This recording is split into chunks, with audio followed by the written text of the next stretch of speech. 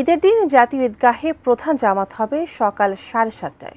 আবহাওয়া বৈরী থাকলে সকাল 8টায় বায়তুল মোকাররম জাতীয় মসজিদে হবে ঈদের মূল জামাত। এই বিষয়ে বিস্তারিত জানাতে সরাসরি যুক্ত হচ্ছি সহকর্মী সোহাগ বিশ্বাসের সঙ্গে। সোহাগ, ঈদের দিন আবহাওয়া এবং নিরাপত্তা এই দুইটি বিষয় মাথায় রেখে ঈদের জামাতের প্রস্তুতি কতটুকু সম্পন্ন হয়েছে, এই ব্যাপারটি বিস্তারিত যদি একটু জানাতেন আমাদের।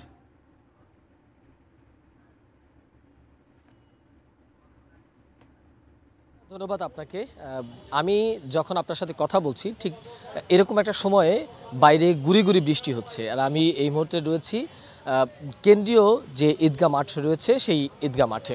কিছুক্ষণ আগেই প্রশাসক মোহাম্মদ যে ঢাকা দক্ষিণের যে প্রশাসক রয়েছেন তিনি আমাদেরকে যেটি জানিয়েছেন সেটি হচ্ছে অ্যান্টিব্যাকটেরিয়াল অ্যাডিটিভ যুক্ত সেরা ওয়াটার ট্যাঙ্ক বিশুদ্ধ পানিতে ব্যাকটেরিয়া জন্মাতে দেয় না।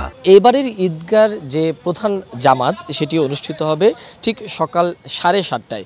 তবে কোনো কারণে যদি বৈরী আবহাওয়া তৈরি হয় সেক্ষেত্রে এই ঈদের জামাতটি 8টায় হবে, এবং 8টার সময় এই ঈদের জামাতটি যখন হবে তখন সেই ঈদের জামাতটি অর্থাৎ কেন্দ্রীয় যে ঈদগাহ মাঠ রয়েছে সেই ঈদগাহ মাঠে হবেন না। এই যে তথ্য সেই তথ্যটি আমাদেরকে জানিয়েছেন মোহাম্মদ শাহজাহান, যিনি এই সংস্থাটির প্রধান বা প্রশাসক। তিনি আসলে এই বিষয়টি সকাল থেকে জানিয়েছেন।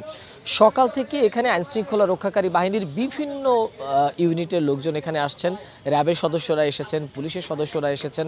তারা এখানকার আইনশৃঙ্খলা পরিস্থিতি স্বাভাবিক আছে কিনা সেটি নানাভাবে দেখার চেষ্টা করছেন। তারা এখানকার আইনশৃঙ্খলা পরিস্থিতি স্বাভাবিক রাখার জন্য সর্বোচ্চ ব্যবস্থা নিয়েছেন। এবং আপনি জানেন যে এবারের যে পবিত্র যে ঈদ রয়েছে সেই ঈদের জামাতে প্রধান উপদেষ্টা উপস্থিত থাকবেন, এবং প্রধান উপদেষ্টার পাশাপাশি বিভিন্ন সরকারি যে উচ্চ পদস্থ কর্মকর্তারা রয়েছেন, বিভিন্ন উপদেষ্টারা উপস্থিত থাকেন, এবং বিভিন্ন রাজনৈতিক নেতারাও কিন্তু এখানে উপস্থিত থাকেন।